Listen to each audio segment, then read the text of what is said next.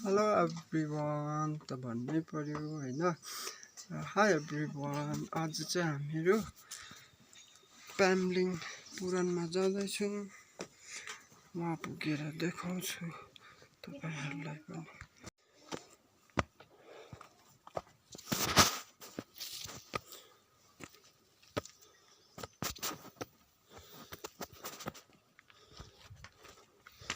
सधैँ भएको गाडी हाई भन्नु।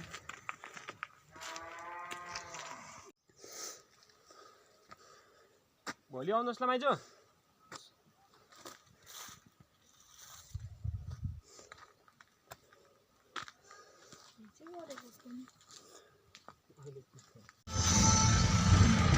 ग्रुपमै जाउँ न, के साह्रो भरेको छ मैले भनेको छप्पर निकै मान्छे बढिसकेको छ। तीनजना आउँछ त होला।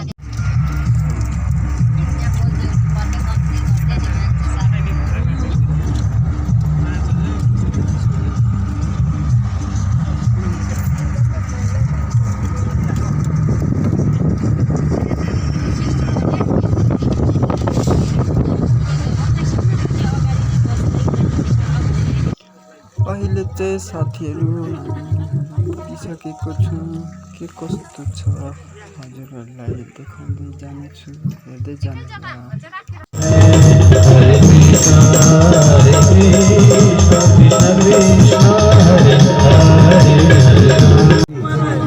आज पंचम दिवस को जुन दिव्य कथा छ श्री कृष्णजीको बाल लीला, माखन चोरी लीला, सुंदर सुंदर कथा आदि रहेको छ र सबैले धैर्य धारण गरेर बसिदिने।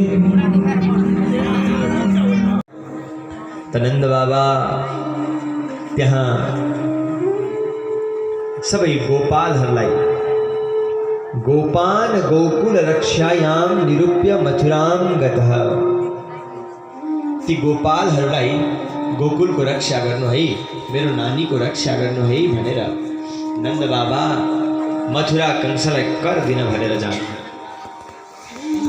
कर दिन भनेर जब नन्द बाबा जानुभयो, गएर कर प्रदान गर्नुहुन्छ, कंसलाई भेट्नुहुन्छ। कंसले छोरो जन्मिएको रहेछ भनेर बधाई पनि दियो नन्द बाबालाई। वसुदेवसँग भेट्नुहुन्छ। वसुदेवजीलाई थाहा छ नन्द भवनमा भएका छोरा मेरा हुन्, तर नन्द बाबालाई के थाहा छ? नन्द बाबालाई थाहा छ कृष्ण चाहिँ मेरै हो अनि बलराम चाहिँ वासुदेवको हो भन्ने कुरा। नन्द यता कंसलाई पीर छ। 8औं गर्भको रूपमा आएकी छोरीले तेरो काल अन्यत्र जन्म लिइसकेको छ भन्देपछि कंस आतिएको छ। आपतकालीन बैठक बोलायो। त्यहाँ बकासुर नाम गरेको असुरकी बहिनी बकी थी, जसको नाम पूतना थियो। त्यो बकीले भने महाराज चिन्ता नगर्नु, म मार्छु, जहाँ ब्रजमा जन्मिएको भए पनि म सकिदिन्छु भनेर पूतना आफ्नो स्तनमा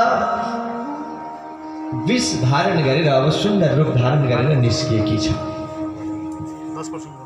सुन्दर रूप धारण गरेर त्यो बकासुरकी बहिनी पूतना निस्किएकी छ।